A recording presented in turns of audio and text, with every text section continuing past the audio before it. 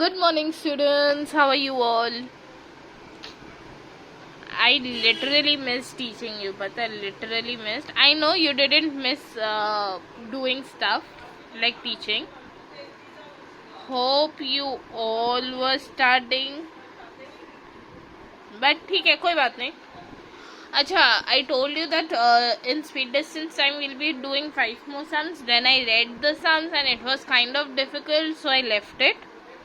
ठीक है, अभी हम लोग इक्वेशन से स्टार्ट करेंगे. And after equations if we get time exercise 19 and 20 we'll go to quadrilateral. So my like target is कि मैं जून तक तुम लोग के एग्जाम्स का जो सिलेबस है वो ख़त्म कर दूँ. ठीक है. So what are equations? Basically equations कुछ नहीं होते जब एक अननोन वेरिएबल, देखो नंबर्स होते हैं और वेरिएबल्स होते हैं. ठीक है. Numericals and variables. न्यूमेरिकल्स क्या हुए? नंबर्स 1 to 100, 1 to 1000, 2000, 3000 ऐसे. वेरिएबल्स क्या होते हैं? A to Z और कुछ नहीं. वेरिएबल्स सिर्फ A to Z होता है. तो जब हम लोग को दोनों नंबर्स और वेरिएबल्स को हम लोग जब add, subtract, multiply, divide, fraction में कुछ भी करते हैं और उसके बाद एक इक्वल टू का साइन होता है, हम लोग को अननोन वेरिएबल का अमाउंट ढूंढना पड़ता है या उसका वैल्यू ढूंढना पड़ता है, तो उसको हम लोग इक्वेशन बोलते हैं. ठीक है. So let's start. Exercise 19b. Taking the unknown quantity as x from the equation in each of the following cases. ठीक है. If 15 is added to a number, then the sum is 50. अगर एक number है, अगर हम लोग उसमें 15 add करेंगे तो हम लोग का 50 होगा. ठीक है. So let the number be x. ठीक है. तो x वेरिएबल हो गया प्लस 15 न्यूमेरिकल हो गया, इज इक्वल टू का साइन भी आ गया जो इक्वेशन बनाता है, इज इक्वल टू 50. तो हमेशा याद है हम लोग प्लस का यहाँ पे माइनस का हो जाता था, मल्टीप्लाई का डिवाइड इक्वल टू के साइन के बाद वही करना है. x is equal to 50 minus 15 5 35. ठीक है. This is this simple.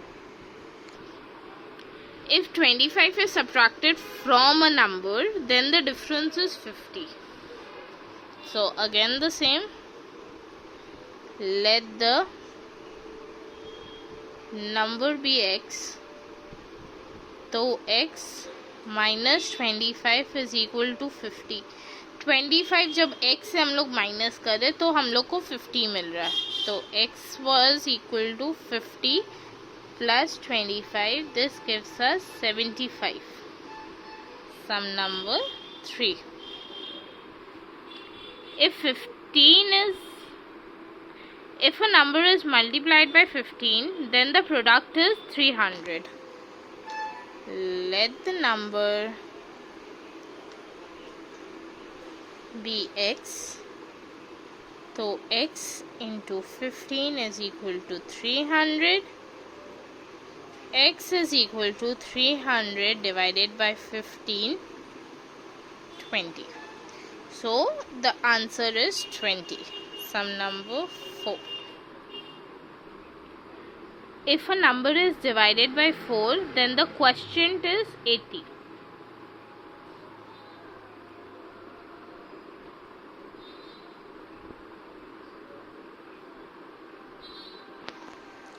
Let the number be x. तो x divided by 4 is equal to 80. x is equal to 80 into 4, 320. ठीक है. Sum number 5. So this is done, this is done, this is done, this is done. The sum of 1/3 and 1/4 of a number is 14. अगर हम लोग 1/3 of a number को add करें और 1/4 of a number को add करें तो उसका सम हम लोग को पता है. 1/3 of x plus 1/4 of x is equal to 14, right? So this is x by 3 plus x by 4 is equal to 14. This is 12. 4x plus 3x is equal to 14. 7x is equal to, ये divide है, equal to के बाद multiply हो जाएगा, और यहाँ पे ये मल्टीप्लाई है तो ये डिवाइड हो जाएगा, ठीक है। Therefore the number is 24. This is this simple guys, this simple. और क्या चाहिए तुम लोग को, क्या बोलो, और कुछ चाहिए लाइफ में? इतना सिंपल वो करने। If 30 is added to 5 times a number, the sum is 80. Sum number 5 हो ना, sum number 6. If 30 is added to 5 times, let the number be x. But ये हमेशा लिखना पड़ेगा कि तुम लोग कौन सा वेरिएबल ले रहे हो, a ले रहे हो, b ले रहे हो, c ले रहे हो, कि x ले रहे हो, y ले रहे हो, z ले रहे हो।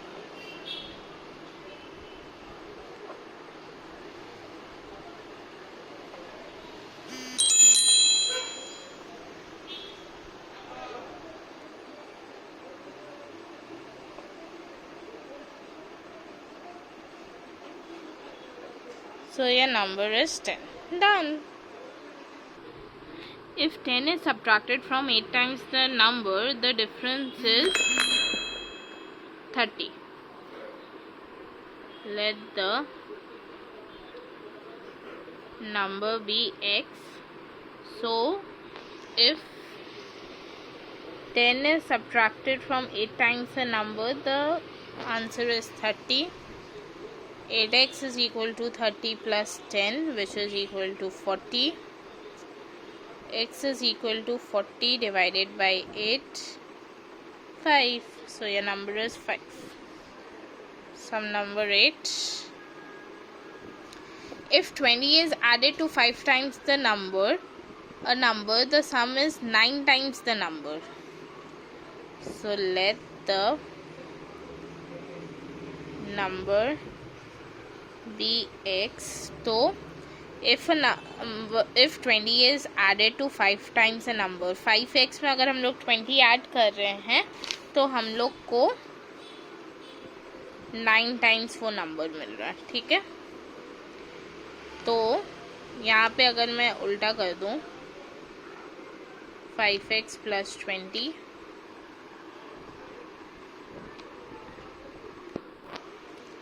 so this is 9x minus 5x is equal to 20. 4x is equal to 20. X is equal to 20 divided by 4. 5's are done. Sum number 9.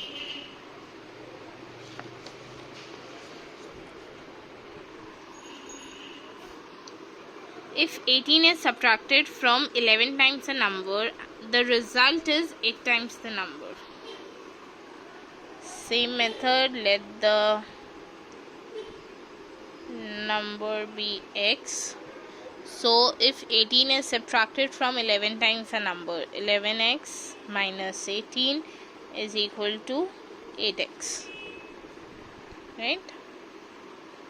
So यहाँ पे 11x ऐसे ही रहेगा, 11x minus 8x is equal to 18. 3x is equal to 18. X is equal to 18 divided by 3, 6. Sum number 10.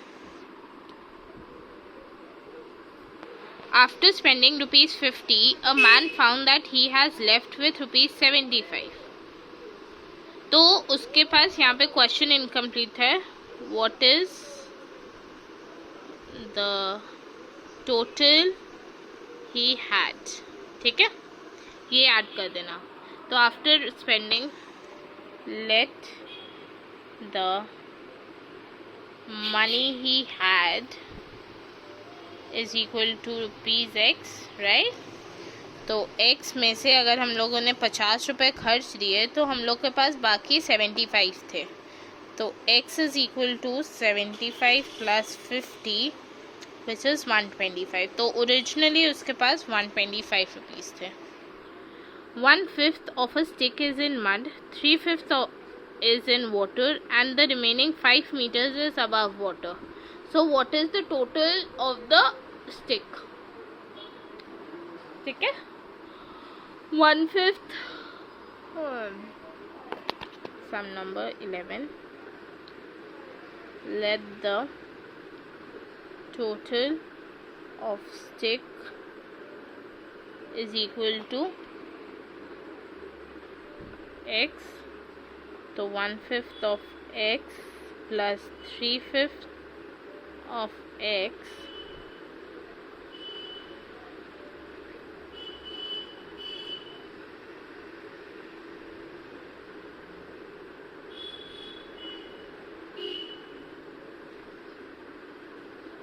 ये कितना होता है? तो ये 4/5 हो गया, 4/5 x, 1 minus 4/5 x is equal to 1/5 of x। ये जो इक्वल है 5 मीटर्स के लिए है, तो x is equal to 5 into 5 25 metres. ये तुम लोग को नहीं समझ में आया होगा। देखो सपोज ये स्टिक है, ठीक है, 1/5 मड में है, ठीक है, 1/5 वाटर में है, और ये जो बाकी का है ये अबव ग्राउंड है, ठीक है। तो अगर हम दोनों इसको ऐड कर दें, इसको और इसको, उसमें से सब्ट्रैक्ट कर दे, तो हमारे पास ये कितना है, ये हम लोग को मिल जाएगा which is equal to 5 centimetres, ठीक है, ये इक्वल टू होगा। तो जब टोटल निकाला होगा तो x is equal to 5 into 5 25 centimetres. Sum number 12। If x is equal to 3t and y is equal to 2t minus 3 minus 1, 2t by 3 minus 1, find the value of t for which x is equal to 3y। ठीक है, x is equal to 3t, y is equal to 2t by 3 minus 1। तो यहाँ पे बोला x is equal to 3t, x कितना है 3t is equal to 3 by 3 minus 1 into 3, है ना, यही है ना। तो देखा जाए, देखो गाइस यहाँ पे अब देखो 3t is equal to 3 2s are 60 by 3 minus 3, ठीक है, 3 into minus 1 is 3, 3 1s are 3 2s are 3t minus 2t is equal to minus 3, t is equal to minus 3, तो t is equal to minus 3 is your answer। Sum number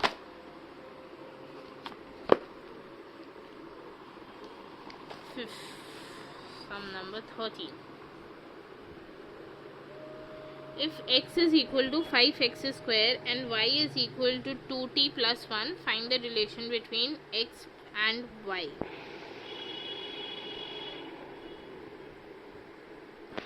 अब ये जो relation निकालना है x and y के basis पे निकालना है, t के बेसिस पे नहीं।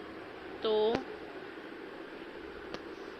ये हम लोग को पता है x is equal to 5t square, या हम लोग ये भी लिख सकते हैं 5t square is equal to x, तो t square is equal to x by 5, ये हमारा फर्स्ट इक्वेशन हो गया, ठीक है। अब वही सेकेंड में y is equal to 2t plus 1, 2t plus 1 is equal to y, 2t is equal to y minus 1, t is equal to y minus 1 by 2, तो t square is equal to y minus 1 by 2 का whole square, right. तो हम लोग इसको ऐसे लिख सकते हैं y माइनस 1 का होल स्क्वायर डिवाइडेड बाई 4, हम लोगों ने इसको इंटू कर दिया, ठीक है। तो अब टी स्क्वायर इक्वल हो गया x/5 should be equal to y-1 का whole square divided by 4. So 4x is equal to 5 into 5-1 का whole square and this is your answer. ठीक है, सम नंबर 13 हुआ और 2 सम करेंगे which is 16 and 17 in the book and we'll stop there for a while. ठीक है, so that you can grasp the sums we are doing. This is x plus 7 is equal to 25. X is equal to 25 minus 7, which is 18. This is sum number 14 done. Sum number 15. X minus 15 is equal to 45. X is equal to 45 plus 15, which is 60. So yeah, for today this is it. I guess I don't remember giving you holiday homework. Yeah, I didn't give you, so there is no question of that. And yeah, stay safe guys, and we will meet on the next class with the finished exercise of exercise 19, and then yeah, quite a less sum we'll finish it off, and if possible we'll go to exercise 20 also. So yeah, till then stay safe guys, keep practicing maths because exams are nearing. If you don't have any other thing to do other than playing, allot 1 hour for maths because it will help you. Bye guys, and see you on Friday.